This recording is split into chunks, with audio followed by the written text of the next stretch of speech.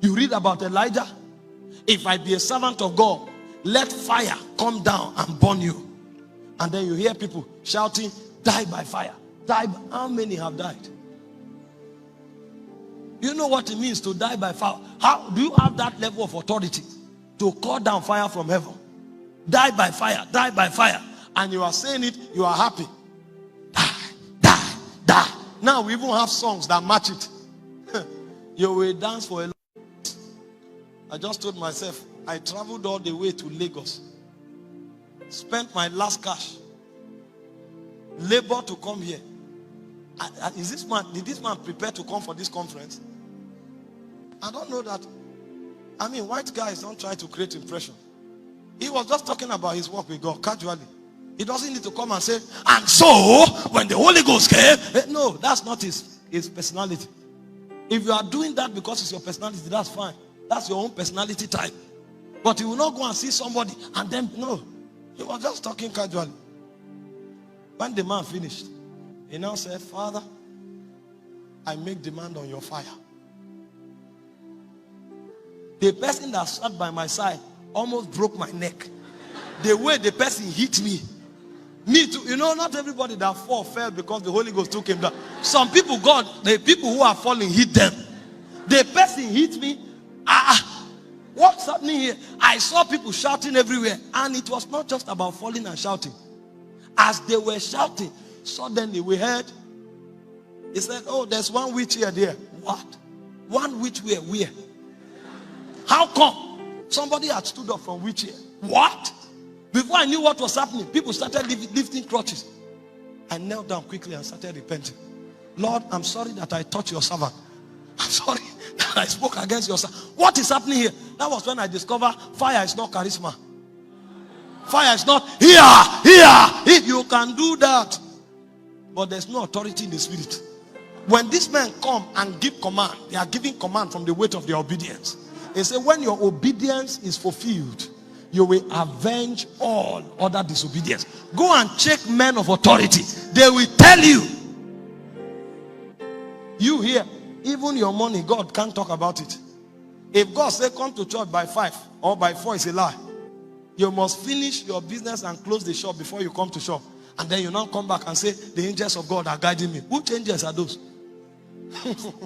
Religion has killed us. We use church language.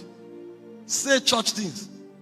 Everybody that moved the hand of God was a slave of God. Every one of them. You read about Moses. Moses came with a staff and subdued Egypt. And then you say you are somebody say he's the Moses of this generation. I said, well, go to one village and conquer it first. Let's see what you do from the village before we talk about a whole. Egypt was the biggest civilization of the damn world. There was no nation like Egypt. They controlled the world at that time. And this guy showed up with a staff and shut down a whole system. How was he so powerful? The Pharaoh he ran from, God came to him and said, go back to Egypt. That's where I ran from my life. You are saying go back? Imagine now that you ran to Aba because you were in Kano and things were not working. And now that it looks as if you are stabilizing, you have married a wife, you have some children, you have some cattle. God didn't talk to you after a long time. When you are now stable, you are building your house. Your house is at roof level. God now show up and say, go to Kano. Why didn't you tell me before I married? Did you not see when I went for marriage ceremony? Why didn't you tell me when I started the foundation of this building? Now that building has come to lintel level, you want me to go to Kano and start.